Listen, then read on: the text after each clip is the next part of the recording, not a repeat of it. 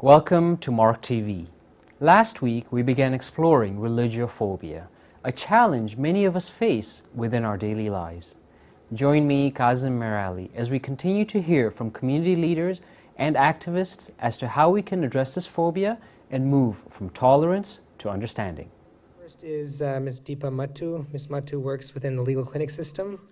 She's been involved in various issues related to migrant rights and gender violence globally. She has worked with multiple projects related to forced marriages and so-called honor-based violence and has become a resident expert on these issues. She'll be speaking to us about the Hindu and Sikh experience, and she'll also address her experience with religious phobia as an activist. Starting from my personal experience of being married in an interfaith marriage. I'm married to a Sikh, I'm a Hindu, I'm a Kashmiri Hindu myself. So I experienced religious phobia in my personal life in two ways. One was people trying to tell me Hindu and Sikhs were same thing, right? So, and I found that very interesting because me and my husband, we were married in India, and I arranged my own love marriage, as I call it. So I arranged it, and I convinced my parents, and everyone got convinced. But the point was, how will we get married? Because in the religious ceremony, there are two different ceremonies, and my grandmother would refuse to send me away without the Hindu ceremony, and my mother-in-law would refuse to receive me in her house without the Sikh ceremony.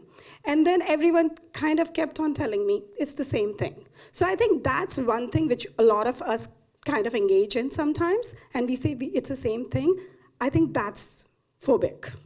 It is not the same thing. I think acceptance, if we really want to truly accept religions, we need to accept them as they are and as the individual understands it. My being Kashmiri Hindu would be a completely different experience of as compared to another Kashmiri Hindu, right? And when we try to tell this one singular story for the whole community, when we try to tell this singular story of the whole religious sect, we are creating a trouble. So I think this whole thing about it's the same thing, it's not same, you don't have to say it, you just have to acknowledge the way it is for that person or that group, how they understand it. I think trying to bring in similarities, trying to say, historically you were Hindus and then you became Sikhs. I'm like, but they became Sikhs, right? So let's just get to that. Can we stop talking about what happened historically like 1,000 years back or 300 years back? Because that's not relevant. What is relevant is they are Sikhs and that's what their religion is. Then it comes to me, you are married to a Sikh now, so you know all about Sikhism and you should be you must have converted and like, but I didn't say that. So some people will assume that I have changed my name. Some people will assume that now I am a Sikh. I'm like, but really, can you please check with me first and make sure that I've actually done that? So that's where my personal experience is. Talking about this whole, how does it impact South Asian community? I believe this whole notion of South Asianness is a notion, as India is a notion. The reality is that it was colonized, and it became India out of that process of colonization. We were all different people. We used to have different historical experiences. We historically still identify ourselves differently. So it's a notion, it's a concept. Pakistani and Indian people are not great fans of each other. Let's be honest about it, right? We have this historical 1947, what happened, but then we'll be like, we are South Asians. Yes, we are South Asians, but who made us South Asians? Where is this terminology coming from? Whose convenience is it to clump us all together, label us, and put us in a box? It's like, it's convenient. Let's treat all of them together because it'll be easier. It's so much, because it's too difficult to understand diversity, right? It's so complicated. One thing as a lawyer, which I say again and again, is reporting. Don't just let it go. Make that complaint. Because it's really important, because it goes in a database, and it is at some point looked at. And we don't report enough. I can give you my own example. I was 3 years in this country. I was attacked physically on Young and Dundas. And I didn't go to a police officer as saying, someone told me go back home. I should have, but I was new, I was scared, and it's very intimidating. I'll have to go to the police officer, I'll have to go to a statement. But I think to encourage each other to report when you see this happen to you, which is either racism or Islamophobia, report it, talk about it. I think talking about it and being comfortable with it in our own skin is really important. We are not comfortable talking about it. We are not comfortable in our own skin talking about it. We use Islamophobia or racism as if it's some kind of a problematic word. Racism happens, it happens to all of us, it happens on a day-to-day basis, and we need to be comfortable about talking about it. As long as we are not talking about it and we are not reporting it, there is no data. Another thing is, don't be afraid of voicing dissent just because it's not making a change. I was told again and again, you talk about Bill S7 so much, what happened? They passed it, it's a law. And I'm like, but tomorrow, if the political environment changes in my favor and someone looks at those documents and actually puts in my name in those documents, they will say that Deepa Mattu actually went ahead and went to the parliament and opposed it. For me, that in itself is a big thing, that it is recorded in documentation. I think voicing dissent is important. There is a lawyer from Aboriginal Legal Clinic. Her name is Krista Bikkanu. I'm a big fan of her. She actually talks about it in a more cohesive way. And very quickly, just quoting her, she says, if we had not all these years fought these battles, we would not have been where we are. Right? So our next panelist is Nasser Irfan Sayed. Mr. Sayed is a business and charities lawyer and trademark agent at the law firm of Cuddy, Sayed and Mohammed in Scarborough. He and his firm provide advice on common and unique issues related to the Muslim community. He will talk to us about Islamophobia and the courts. Because I think the historical context is very important for religious communities, especially newer communities. Dr. Mock did an excellent job of, tracing the history of anti-racism and multiculturalism. Because when you first arrived in Canada, or when Canada arrived where you were, I guess, you entered a milieu in a certain environment, and a lot happened before you got here. And your perception of what Canada is and where it's going is shaped by the point in time that you came. My parents and we came in 1970, so it was a fair time ago, and I went through the school system here. And a lot of South Asian immigrants, if you want to call it that, came in the 70s. And before there was sort of a religious problem, it was really a racial issue. We refer to as the Paki problem. And there was a great deal of hatred that rose up to violence, right? There was a lot of violence in schools, in neighborhoods. I experienced it personally at school, getting beaten up every day, and the principal just saying, you're all to blame for it. We were even driven out of a neighborhood. I was driven out of a school. We were the only one in that area. I mean, we hear about people talking about Muslim no-go zones in Europe, but there were no-go zones here for South Asians, for blacks, right? For Muslims, perhaps. So all of that becomes important. And a lot of the efforts, again, Dr. Mock went through that about the anti-racism and multicultural initiatives that took place to bring the laws into effect, to create the dialogue, to create education. And so all that happened during the 70s and early 80s. So in fact, by the time the 80s came, it was a lot more peaceful time for visible minorities, for religious minorities, and there was a bit of a flowering of that. Perhaps it was a function of the Charter of Rights and that legislation that arose from there as well. And then curiously, what started happening was in the 90s, there may have actually been a backlash against too much accommodation. And so that set the stage up in the 90s, and then obviously we had 9/11 happen, which changed the dynamics. Because just as you're trying to come to an equilibrium about, how far do you accommodate or go too far and so on, you have an event that's so unexpected, so severe, that it changes the conversation entirely. And the place, especially of Muslims, because then it became, very focused on a particular community. And what's interesting was, suddenly there were a lot more research that was done on the Muslim community, opinion polls that were taken, both about impressions about the Muslim community and what the Muslim community themselves thought. And when you look at it, in fact, in hindsight, you see that there were no studies almost prior to 9/11. In fact, I don't think Muslims even showed up in the census as a separate category until 1971. Because right after 9/11, in fact, although there was a spike of hate incidents, and probably a lot more than we felt comfortable in terms of attitudes, unfavorable impressions were relatively lower, probably about a third, although that's still probably too high. But the trend line was increasing after 9/11. So in fact, 5 years after 9/11, the unfavorable impressions of Islam had spiked from 1/3 to almost 1/2. The negative responses towards Muslims were increasing. They were going from 50, 60, 70% sometimes. And you look at historically what was happening during those times. I mean, obviously we had the Iraq War, but then you had the splintering of groups, the terrorism, radicalization, and so on. So I think we have to keep that in mind, and we're not immune from things that are going on in the world, and that has an influence here, both what the political leadership does. And some political leaders want to make hay out of that, and others may want to stand up, but they need engagement by the community to give them backbone to do it. Because if there's only force going one way and there's no counterforce, then it's going to go all wrong.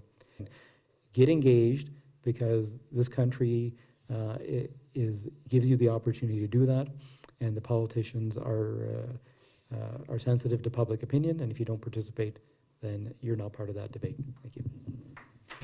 So our last speaker for this panel is Rick Sluden. Mr. Sluden is a weekly columnist for the Toronto Star.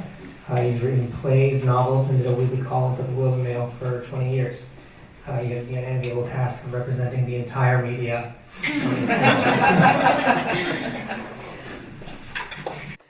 The religiophobia is intriguing, the idea, but I think what I understand about it, and the only reason it even comes up as a public issue at this point, is because we're actually talking about Islamophobia. That if you said what is the term religiophobia code for, it's code for Islamophobia. The interesting question, I think, is what is Islamophobia code for? Because it's not about Islam. That's ridiculous. It is about fear of the latest version of fear of the hostile other. There is something, I don't know if it's universal or if it's native to our society, but there is some kind of a perpetual need for an enemy, an enemy other, to mobilize anxiety and hostility towards. There was a long period where, in a way, I think many Muslims must find themselves thinking, what is going on? How did we become the targets for this hysterical hostility? But I think other peoples have found that at other points. For a long period, communists were during the Cold War, communists were the other. But there have been many others. Anarchist Jews were the hostile other. And I honestly think to some extent, different targets just get slotted in when, for whatever reasons, say Jews manage to work themselves out of that position. You need somebody else, so somebody else comes along. You're quite right that Muslims and Islam was not a category till the 1970s. If you do searches, it barely appears. You know who was the danger then? Arabs. It had nothing to do with Muslims. And if you look at the sort of popular culture, films like True Lies, do you know True Lies with Schwarzenegger? Very funny, very good film. There's absolutely no reason why the villains have to be Arabs. except somehow they were the category that had been slaughtered at that point. Arab terrorists, and they weren't Muslims. They didn't talk about Allah. They weren't. They didn't have any ideology. They didn't have any religiosity about them. And then at some point, suddenly, you're not talking about Arab terrorists. You're talking about Muslims, like fanatical religious Muslims. And nobody even knows what that means or how the transition got made. So in some ways, I think it must be mystifying to find yourself in the sort of in the gun sight at that point. I am actually interested in the religious side of things. I spent, aside from all this media and all this, I did spend a long period as a religious person myself, and I lived in Israel, studied there. I went to a rabbinical seminary. I just narrowly escaped becoming a rabbi myself. Not narrowly. I managed to get out, but I still retain. I have a kind of genuine interest in religion. But the obsession with Islam or the fear of Islam has very little or nothing to do with Islam as a religion. At any rate, for somebody like me who remains interested in religion, none of this has anything to do with religion. There's nothing enlightening in the discussion of Islam or that goes on in the news that really reflects the realities of religious experience. It's a red herring, basically. Let me say one other quick thing and then sit down. And that's just something on the benefits or the virtues of religiophobia. There are some pluses to it. I think the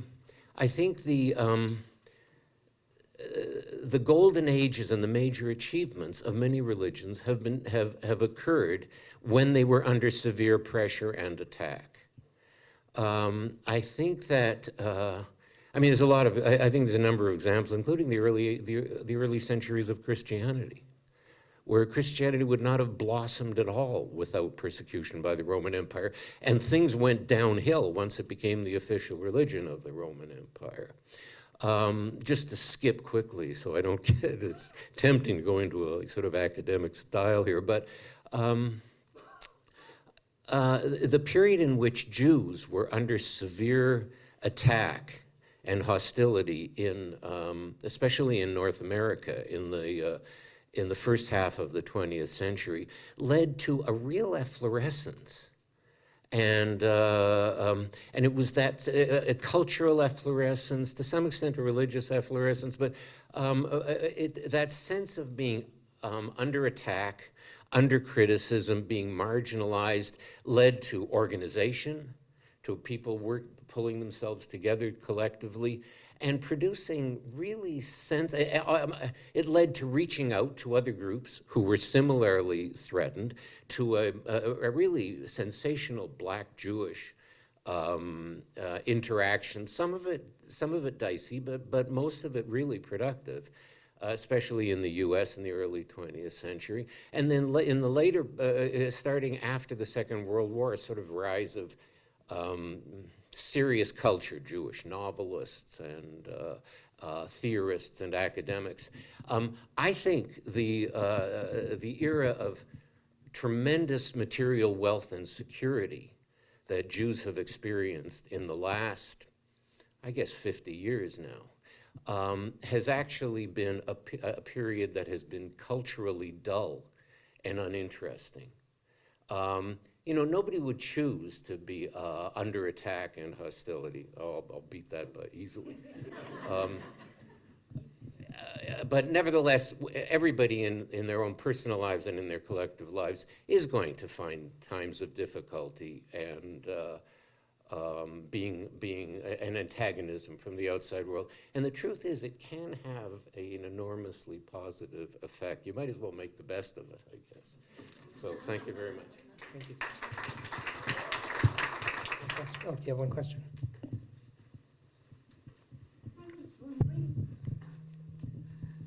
I've been here for 50 years, right? So you've been talking about all the progress that we made in all the different laws. And then suddenly, I'm kind of wondering, while hearing you speak, are we going through a backlash with the appearance of Bill C-7, C-54, C-51.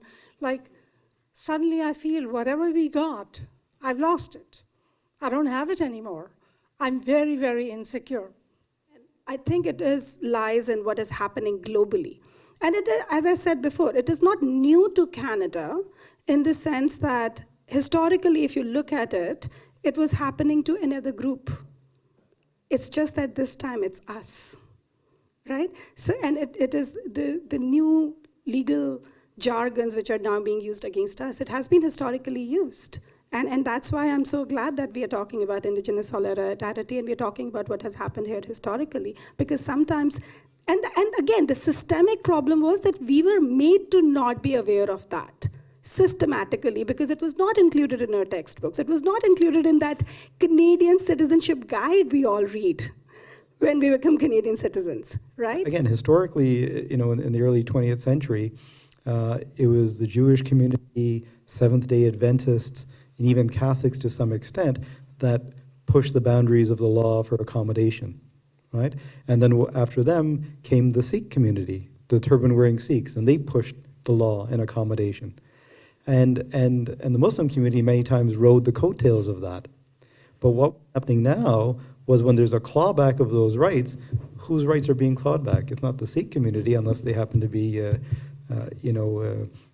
unintended consequences, as you may remember from the family law arbitration issue, right? Where they did away with family law arbitration for all religious groups because they didn't want Sharia family law arbitration. So that's why I'm saying I think qualitatively there's something different going on. And now's your time to engage and push back and not be silent, as many of the earlier speakers said. So that it's important to record your dissent. I think the note of perplexity when you ask that is exactly right. Why us now? And why, and it's to some degree, I think it's just that your number came up. It was just bad luck. Somebody's number comes up all the time because there's always a need for an enemy. But it's not just that. It's got to do with the Mideast, and it's got to do with oil and the centrality in a global political situation of those factors. It has to do with the fact that after the Cold War, when there wasn't an evident enemy, there was a set of theories or ideas that some academics like Samuel Huntington had proposed about Islam and clash of civilizations. And if you're looking around for another enemy to slot in after there's no more communists, you do have this ready-made theory. There's some of that. The other part of it, I think, that has to do with religion is that in the Mideast, because it's such a central place economically and strategically because of the oil, there were movements of resistance and self-assertion that were nationalist or leftist, and they were smashed. One after another, and the only resource that people have left when they have tried other routes that are more secular, that are political or nationalist or left-wing, and they're gone, is the resource that always survives is religion. So in some ways, what was left in the Mideast as a resource was very crude forms of Islam in the versions of Al-Qaeda and now of ISIS. I think what's wild about it is that it ends up landing on people from Pakistan or from Indonesia. It's just crazy that should happen. But nobody ever said world history isn't crazy. It's just... I'd like to invite up Dr. Hussain Walji to give some closing remarks. Silence is a language, isn't it? As I was walking up, the silence was deafening. Reminds me of a beautiful Urdu couplet, and I'll translate that. It says that बोलने के 100 तरीके हैं, बोलने के 100 तरीके हैं, खामोशी भी एक जुबान होती है. That there are many ways, many languages that one can speak with. Silence too is a language, but not silence in the face of oppression or injustice. And that indeed is something that we are all here for, to ensure that there is the idea of speaking up, and that was the theme of this forum. Be it religiophobia, be it Islamophobia, whatever code word may be used, ultimately it comes to the basis of justice and social justice. So as I thank everyone here for their time, I'm inspired by the words of Maulana Rumi, one of the most well-read poets today in the Western world. A mystic, he said, out beyond the ideas of right doing and wrong doing, there is a field.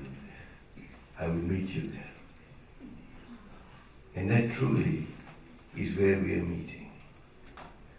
And as I look at myself every morning, and I look at the strife that we have in this world, and I get up and I say, why is it that there is one sector of the world community who can do it?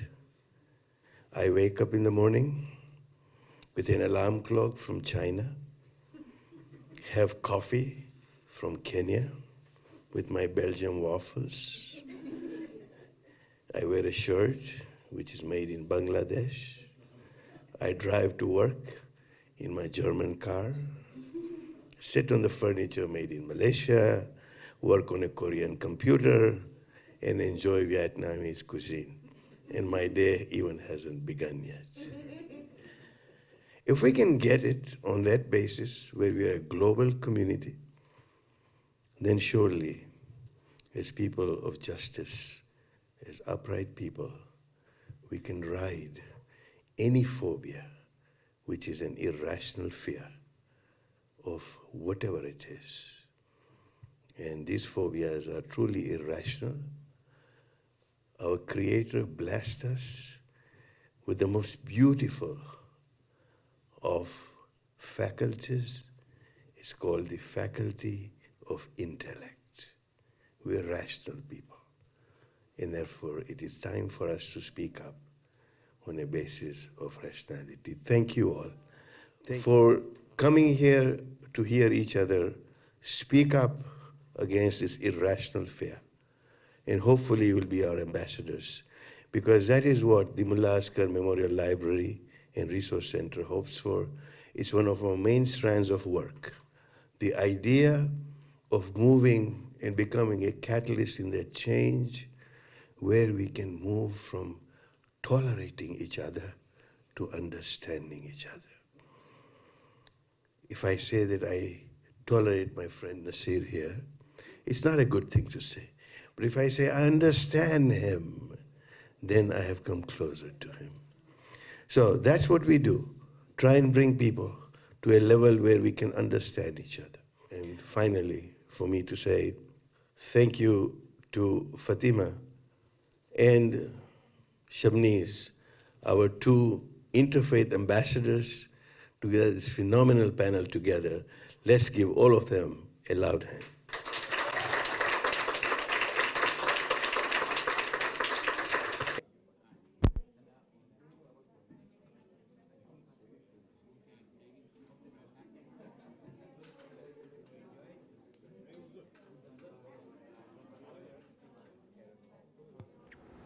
I hope you enjoyed watching the show produced by MARC Media Production. For further information about MARC, please visit marcresource.org. Thank you for watching. Have a great day.